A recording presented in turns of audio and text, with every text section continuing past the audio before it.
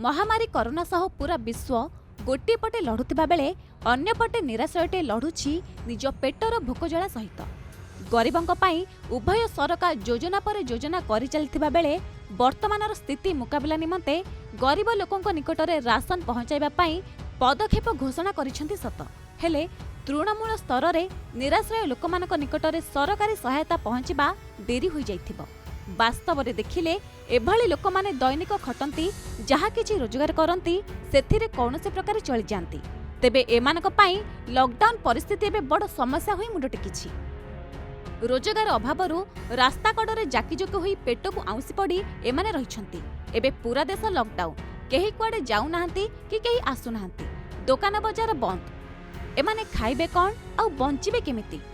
निराश्रयଙ୍କ एही जंत्रणा को अनुभव करी सहायता पाई आगे आसिछंती किछि मानवरूपी देवता।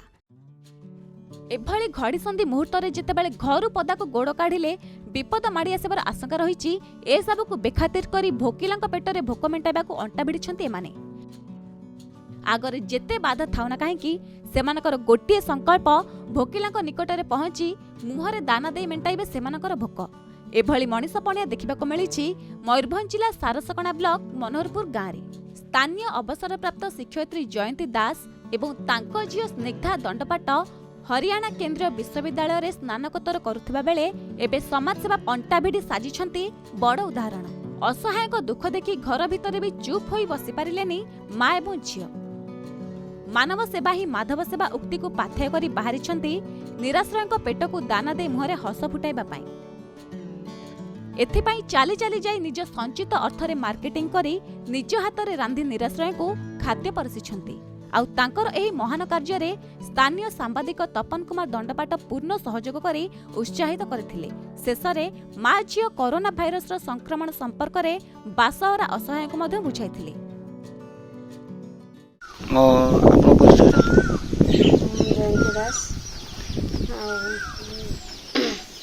आज आम जाइए जका को सेठी सचेतन करने जो किसी लोक अच्छा जो मैंने कि जानती नहीं किसी केमी किसी दिगला पंचायत रंधा खाद्य देले पर सीना खाइबे से किसी सुखिला माने मुढ़ी मिक्सचर बिस्कुट नहीं जाइलु आपर से डेटल साबुन देइलु हैंड वाश देइलु से हाथ धोइबे आ खाइबा पर परिष्कार परिच्छन्न हेबे कोरोना रो प्रभाव जमती ये दूरे रहिबे आ डिस्टेंस मेंटेन करिवे ए विषय तांको हमें कहले। आपन परिचय मु स्निग्धा दंडपाट आ मो माँ जयंती दास।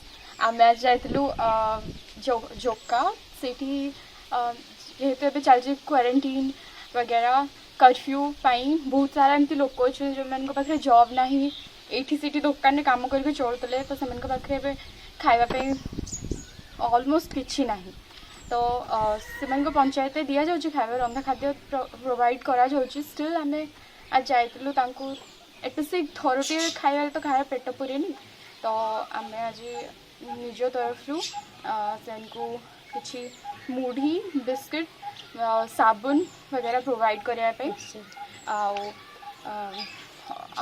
पिला गार्डियन मान को कही जे एबे जो कोरोना सिचुएशन तो समस्या जानती तो से विषय बुझाई कि साबुन खाया पूर्व हाथ धोइबे केमती ये रहिबे स्वच्छ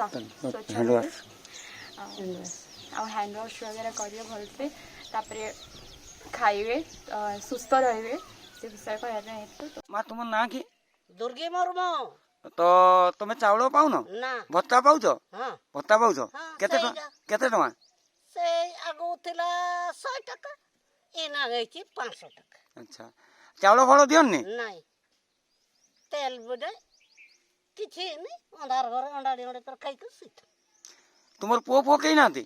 अच्छा खाइते तमे आजकल जुग रे के दउची जन्म करी तो भाबी ने परिचयटा मो ना हूँ छगराणी कोलिया मुझे जका ग्राम पंचायत नायब सरपंच अटे तो आज जो आम तो पंचायत भी व्यवस्था है खावाई दबा तो आम दीपर बेले देचु को तो बर्तमान आम सीना थे दौचु तो थे से खाई तो रही पारे तेणु जो मैडम आ छुआ आसिक देले से खावाई तो बहुत बहुत से धन्यवाद जहाँ तो दी ओड़ी से खाई बंची पारे एवं एमती से सहायता मिलू था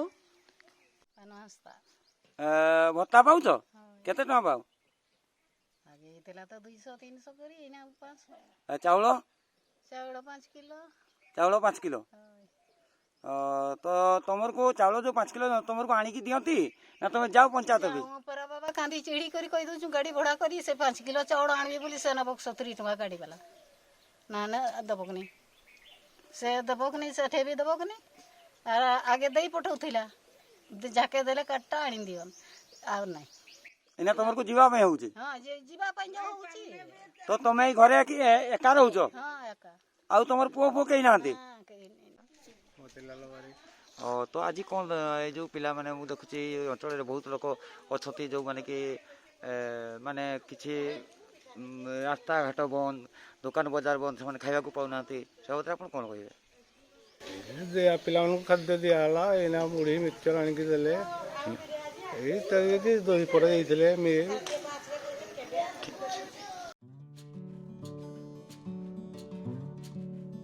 मयूरभंज घासीराम बेहरा रिपोर्ट ओएनए खबर।